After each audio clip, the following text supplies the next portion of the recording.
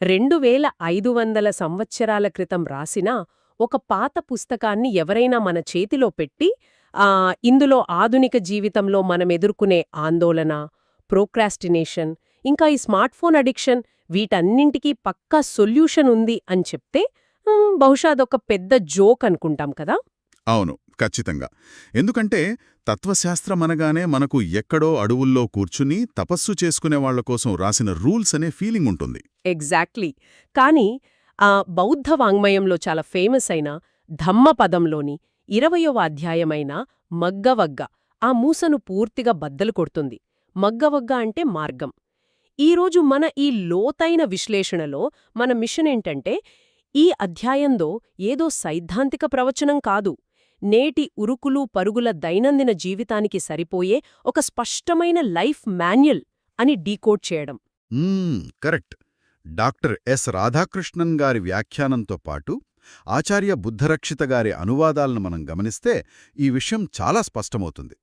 ఈ బోధనలు ఏదో కంటికి కనిపించని దేవుణ్ణి ప్రసన్నం చేసుకోవడానికి కాదు, అంటే మనలో మనకున్న ఘర్షణను మనం ప్రాక్టికల్గా ఎలా తగ్గించుకోవాలో సూచించే ప్రాథమిక నియమాలు ఇవి.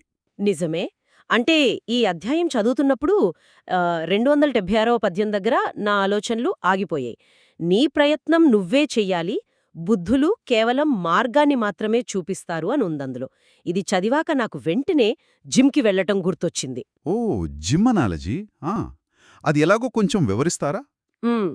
బేసిక్గా మనం ఎంత ఖరీదైన జిమ్లో చేరినా, ఎంత గొప్ప పర్సనల్ ట్రైనర్ని పెట్టుకున్నా, ఆ ట్రైనర్ కేవలం వ్యాయామం ఎలా చెయ్యాలో చూపిస్తాడు, ఎంకరేజ్ చేస్తాడు. కాని బరువులెత్తాల్సింది, ఆ కండరాల నొప్పిని భరించాల్సింది మనమే కదా. మనస్సును అదుపులో పెట్టుకునే బాధ్యత కూడా 100% మనదే. అప్పా, ఆ పోలిక మూలగ్రంథంలోని భావానికి చాలా దగ్గరగా ఉంది. అందుకే మార్గాన్ని చూపించే గురువులను తథాగతులు లేదా బోధకులు అని మాత్రమే అన్నారు. అయితే ఈ మానసిక వ్యాయామం ఎలా చెయ్యాలి అనే దానికి 281వ పద్యంలో ఒక స్పష్టమైన చెక్లిస్ట్ ఇచ్చారు వాళ్ళు. ఆ చెక్లిస్ట్ ఏంటి? ఏంటంటే, మాటలను కాపాడుకోవడం, మనస్సును అదుపులో ఉంచుకోవడం, అలాగే శరీరంతో ఎలాంటి చెడ్డ పనులు చేయకపోవడం. ఈ 3 కర్మమార్గాలను శుభ్రం చేసుకుంటే జీవితం ఆటోమేటిక్గా గాడిలో పడుతుందని అందులో ఉంది. ఒక్క నిమిషం, ఇక్కడ నాకొక చిన్న డౌట్. మనస్సును శరీరాన్ని అదుపులో పెట్టుకోవాలి అనడం కరెక్టే, కాని దానికి ముందు మాటలను కాపాడుకోవాలి అని ఎందుకు చెప్పారు? అంటే మాటలకు మనస్సును కంట్రోల్ చేయడానికి ఉన్న లింక్ ఏంటి? ఇది చాలా ఇంపార్టెంట్ పాయింట్. బౌద్ధ తత్వశాస్త్రంలో మన అంతర్గత ఆలోచనలకు, బయట ప్రపంచంలో మనం చేసే పనులకు మధ్య ఉన్న బ్రిడ్జ్ ఈ మాటే. మన మెదడులో ఒక కోపమో ఆవేశమో వచ్చినప్పుడు దాన్ని ఫిజికల్ యాక్షన్గా మార్చేకంటే ముందు అది మాట రూపంలో బయటకు వచ్చేస్తుంది. అవును, కోపం రాగానే ముందు తిట్టేస్తాం కదా. ఎగ్జాక్ట్లీ. ఆ నాలుకను అదుపులో పెట్టుకోవడం అనేది మనం మెదడులోని ఆ ఇంపల్సివ్ రియాక్షన్స్ని ఆపడానికి మొదటి మెట్టు. ఏది పడితే అది మాట్లాడకుండా ఆగిన ఆ ఒక్క క్షణం మనస్సుకు ఆలోచించే టైం ఇస్తుంది. అక్కడే మనస్సుపై నియంత్రణ స్టార్ట్ అవుతుంది. సో ఈ 3 మాట, ఆలోచన, చర్య ఒకదానికొకటి ఎలా ముడిపడి ఉన్నాయో అర్థం చేసుకుంటేనే ఆ వ్యాయామం పూర్తవుతుంది. Make sense. సరే, బాధ్యత మనదే అని తెలిసింది. ఆ మాట, మనసు, శరీరాన్ని అదుపులో పెట్టుకోవాలన్న ప్రాక్టికల్ చెక్లిస్ట్ కూడా దొరికింది. కానీ ఇదంతా తెలిసినా కూడా మనం పనులను ఎందుకు వాయిదా వేస్తుంటాం? అంటే ప్రోక్రాస్టినేషన్ గురించి అడుగుతున్నారు, రైట్? అవును. సరేలే, రేపు చూద్దాం, లేదా మండే నుంచి పక్కాగా డైట్ ఫాలో అవుదాం, వచ్చే ఏడాది కల్లా ఆ ప్రాజెక్ట్ పూర్తి చేసి లైఫ్ సెటిల్ చేసుకుందాం అని భవిష్యత్తు మీద ఎందుకంతలా భ్రమలు పెంచుకుంటాం మనం? మనం వాస్తవాన్ని ఎంత ఈజీగా ఇగ్నోర్ చేస్తామో చెప్పడానికి 286, 287 పద్యాలు సూటిగా ఆన్సర్ ఇస్తాయి. 286th పద్యంలో ఒక వ్యక్తి ఈ వర్షాకాలం ఇక్కడుంటాను, చలికాలం అక్కడుంటాను అని లెక్కలు వేసుకుంటూ ఉంటాడు. ఆ ప్లానింగ్లో పడిపోయి మరణం ఎప్పుడైనా రావొచ్చు అన్న ఫండమెంటల్ నిజాన్నే వాడు మర్చిపోతాడు. ఓహో, అంటే మనం ఎప్పుడూ రేపటి గురించి ఆలోచిస్తూ ఈ రోజును వృధా చేస్తున్నామన్నమాట. అంతేకాదు, 287th పద్యంలో దీన్ని ఇంకా పవర్ఫుల్గా చెప్పారు. ఒక గ్రామంలోని ప్రజలు తమ ఆస్తులు, పిల్లల భవిష్యత్తు లాంటి ప్రాపంచిక ఆలోచనలో మునిగిపోయి నిద్రలో ఉంటారు. అకస్మాత్తుగా ఒక వరద వచ్చి ఆ ఊరిని ఎలాగైతే ముంచెత్తుతుందో, మరణం కూడా ఆ వ్యక్తిని అలాగే తీసుకువెళ్తుంది. అబ్బా! ఈ వరద పోలిక వింటుంటే కొంచెం భయం వేస్తోంది. మనం ఎంత ఆదమర్చి బతుకుతున్నామో అర్థమవుతోంది. రేపు, ఎల్లుండి అని మనం వేసుకునే ఆ ప్లానులు ఒక చిన్న ఇన్సిడెంట్తో ఎలా కూలిపోతాయో ఇది కళ్ళకట్టినట్లు చెప్తోంది. కరెక్ట్. ఇక్కడే 280వ పద్యం గురించి కూడా మనం మాట్లాడుకోవాలి. యవ్వనంలో ఉండి బలంగా ఉన్న టైంలో ఏ సమయంలో మేల్కోనాలో అప్పుడు మేల్కోకుండా బద్ధకంతో టైం వేస్ట్ చేసేవాడు వివేకానికి వెళ్లే మార్గాన్ని ఎప్పటికీ కనుక్కోలేడు అంటోందా పద్యం. అంటే నేటి యువత ఫేస్ చేసే అతిపెద్ద సమస్య అయిన ప్రోక్రాస్టినేషన్కి ఇది డైరెక్ట్ వార్నింగ్ అనమాట. ఉత్సాహంగా పనులు చేయాల్సిన వయసులో బద్దకించడమంటే దానంతట అదే వచ్చే వరదకు ముందే మన గోతిని మనమే తవ్వుకోవడం లాంటిది. ఎగ్జాక్ట్లీ. కాని ఇక్కడ ప్రాక్టికల్ ప్రాబ్లం ఒకటుంది. మెదడు ఎప్పుడూ కష్టమైన పనిని పక్కన పెట్టి ఈజీగా డోపమైన్ ఇచ్చే పనులవైపు లాగేస్తుంది కదా. సరే, ఆ వరద భయం వలన బద్ధకం వదిలి పని చేద్దామని ల్యాప్టాప్ తెరుస్తాం. వెంటనే నోటిఫికేషన్, పక్కనే ఫోన్లో స్క్రోలింగ్ లేదా ఎవరో అన్న మాటలు పదే పదే గుర్తుకురావడం. ఈ పరధ్యానాల వలయం అంటే ఈ డిస్ట్రాక్షన్స్ నుంచి ఎలా బయటపడాలి? ఇక్కడ డాక్టర్ రాధాకృష్ణన్ గారి వ్యాఖ్యానంలో 283వ పద్యానికిచ్చిన మీనింగ్ చాలా కీలకం. ఆ పద్యం ఏమంటోందంటే, అడవిని నరికేయండి కేవలం ఒక చెట్టును కాదు అని. అడవిని నరికేయాలా అంటే? పాళీ భాషలో వన అనే పదానికి అడవి అనే ఒక అర్థముంటే కోరిక అని మరొక అర్థముంది. బౌద్ధ ధర్మంలో మనం పదే పదే వినే నిర్వాణ అనే పదానికి అసలర్థమేంటంటే నిస్ వన అంటే ఈ కోరికల అడవి నుండి పూర్తిగా బయటపడటం అన్నమాట. అబ్బా! అడవిని నరికేయడం, చెట్టును కాదు, ఈ కాన్సెప్ట్ మన డైలీ లైఫ్కి చాలా కనెక్ట్ అవుతోంది. ఎందుకంటే మనం ఎప్పుడూ ఒక చెడ్డ అలవాటును ఆపడానికి ట్రై చేస్తాం. ఉదాహరణకు జంక్ ఫుడ్ మానేయాలని గట్టిగా కంట్రోల్ చేసుకుంటాం.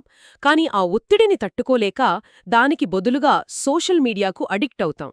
అవును, ఒకదాని ప్లేస్లో ఇంకొకటి వస్తుంది కదా. ఇది అచ్చంగా వీడియో గేమ్స్లో వచ్చే వ్యాకెమోల్ గేమ్ లాంటిది. ఒక అలవాటును అణిచివేస్తే మనస్సు వేరొక కోరికతో మరో చోట నుండి పుట్టుకొస్తోంది.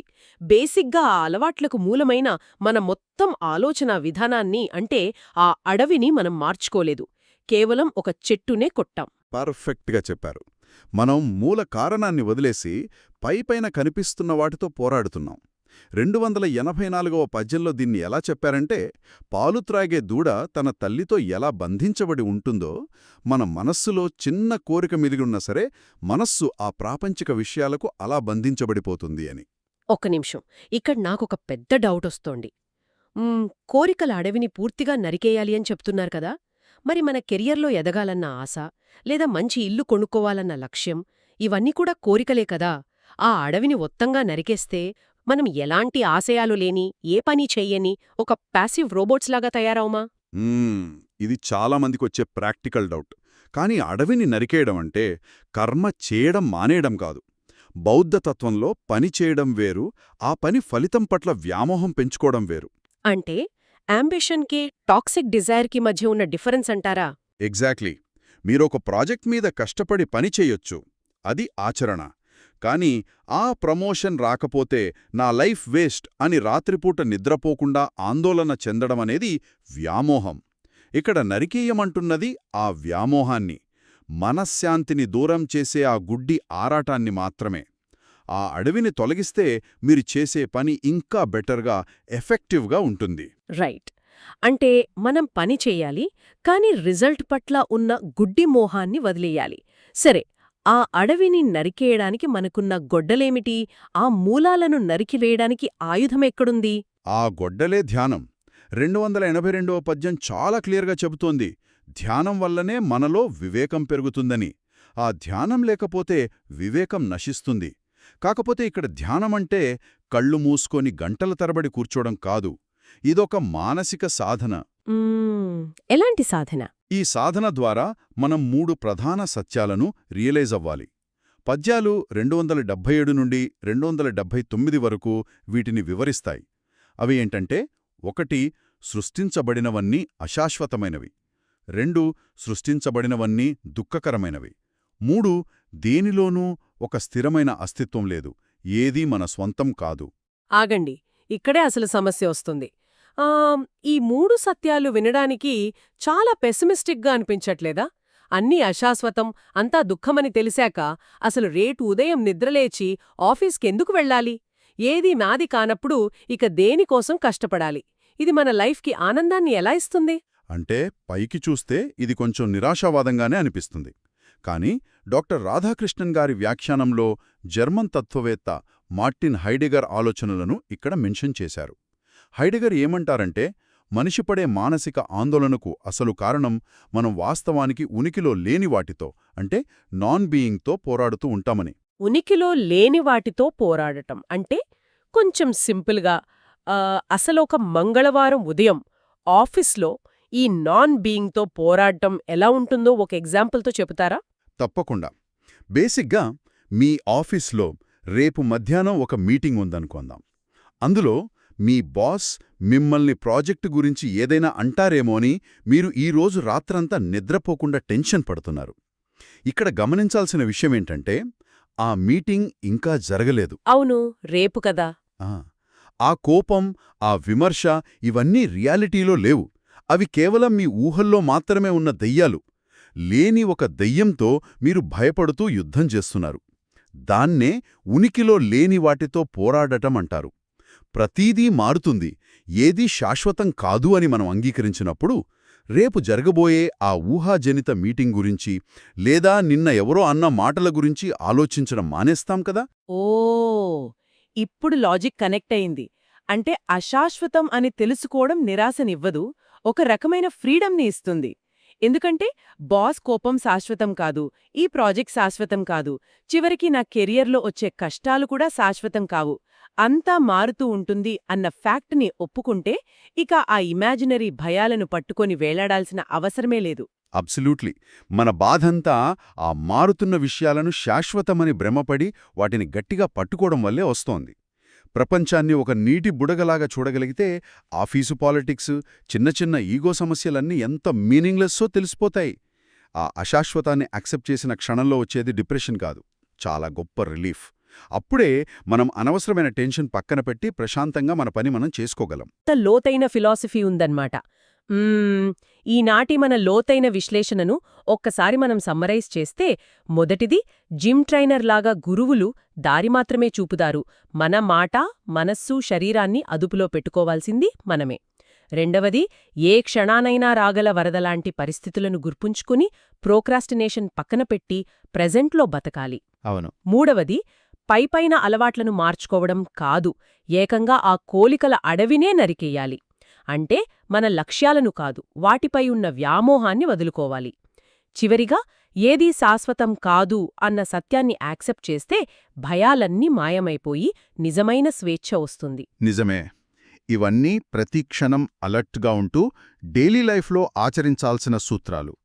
ఈ ధమ్మపదం కేవలం చదివి పక్కన పెట్టే థియరీ కాదు, ప్రతిరోజు వాడుకునే ఒక సైకలాజికల్ టూల్ కిట్. వినేవాళ్ల కోసం ఒక ఆలోచింపచేసే విషయాన్ని నేను ప్రస్తావించాలనుకుంటున్నాను. ఈ అధ్యాయంలోని 285వ పద్యంలో ఒక అద్భుతమైన వాక్యముంది.